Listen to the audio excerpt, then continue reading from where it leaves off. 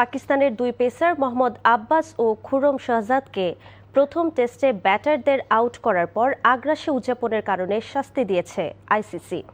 দুজনের নামের পাশে একটি করে ডিমেরিট পয়েন্ট যোগ করা হয়েছে। এছাড়া খুরম শাহজাদকে ম্যাচ ফির 15% জরিমানাও করা হয়েছে, আর মোহাম্মদ আব্বাসকে দেয়া হয়েছে আনুষ্ঠানিক তিরস্কার। ত্রিনিদাদের তারুবায় ওয়েস্ট ইন্ডিজের বিপক্ষে প্রথম টেস্টে এই ঘটনা ঘটে। আইসিসির আচরণ বিধির 2.5 নম্বর ধারা ভঙ্গের দায়ে তাদের বিরুদ্ধে ব্যবস্থা নেওয়া হয়। ম্যাচ রেফারি জেফ ক্রো প্রস্তাবিত শাস্তি দুই খেলোয়াড়ই মেনে নিয়েছেন, ফলে এ নিয়ে আনুষ্ঠানিক শুনানির প্রয়োজন হয়নি। গত 24 মাসে এটি ছিল আব্বাস ও শাহজাদের প্রথম শৃঙ্খলা ভঙ্গের ঘটনা। প্রথম টেস্টে পাকিস্তানকে 90 রানে হারিয়েছে ওয়েস্ট ইন্ডিজ। দুই দলের মধ্যকার দ্বিতীয় ও শেষ টেস্ট শুরু হবে 2 আগস্ট।